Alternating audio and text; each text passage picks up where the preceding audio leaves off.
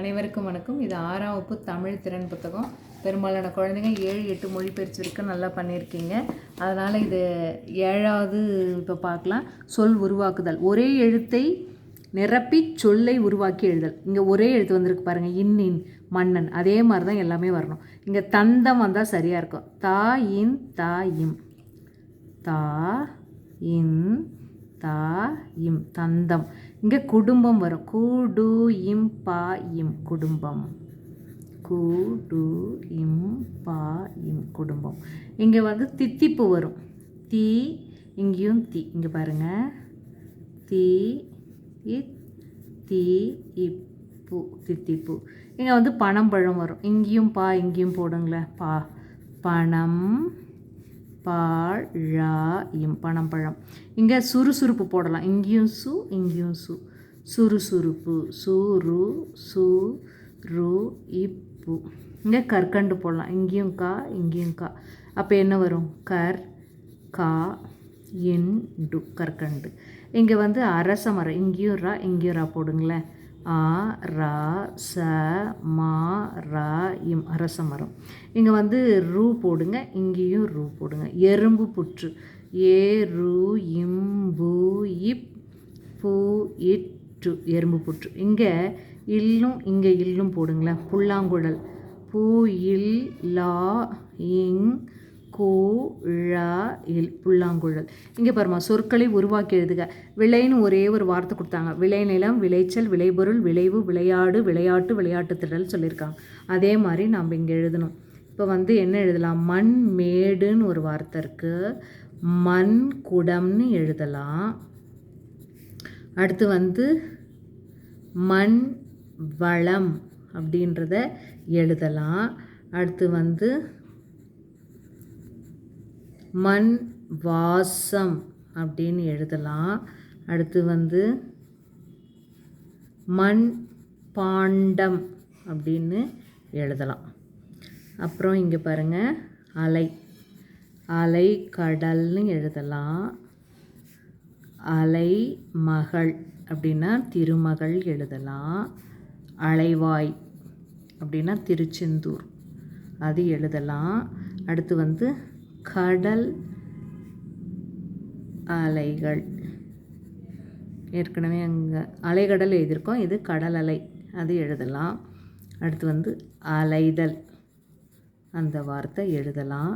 அலைக்கழித்தல், அலை கழித்தல், அது எழுதலாம்.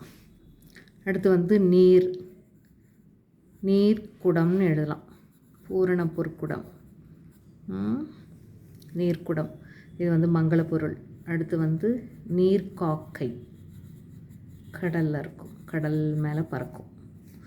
அடுத்து வந்து நீர்த்திவளை, நம்ம மேலே தெளிக்கிறது. அடுத்து வந்து நீர் வேட்கை, தண்ணிதாகம். அடுத்து வந்து நீர்க்குடம், நீர்க்காக்கை, நீர்த்திவளை, நீர் வேட்கை,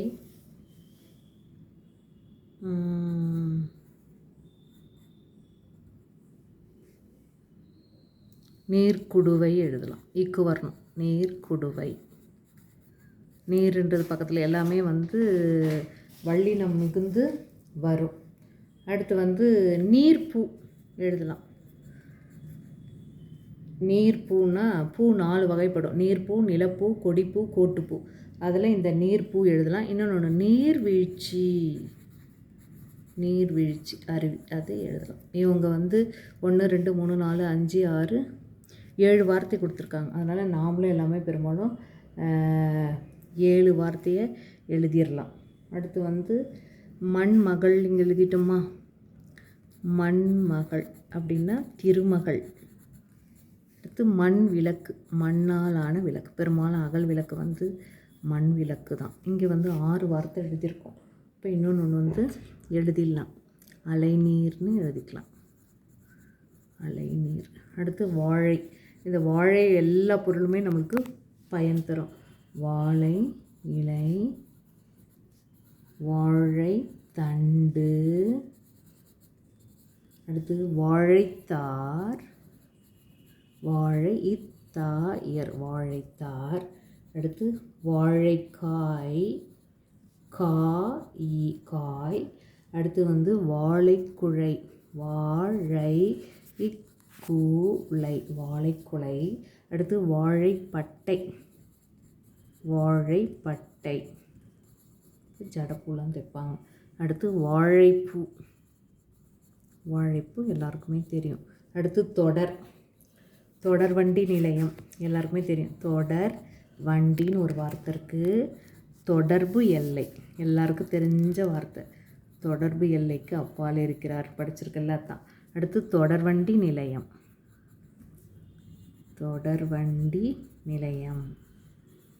நிலையம். அடுத்து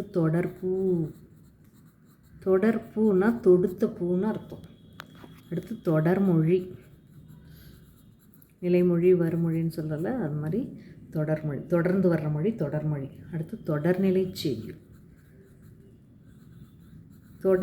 செய்யுள்னா செய்யுள் காப்பியங்கள், தொடர்ந்து ஒரு பொருளையும் கதையும் தரும். நன்றிம்மா. இன்றைக்கி இந்த 7வது மொழிபெயர்ச்சியில் 7ல் 1 7ல் 2 பார்த்துருக்கோம். நன்றி, வணக்கம்.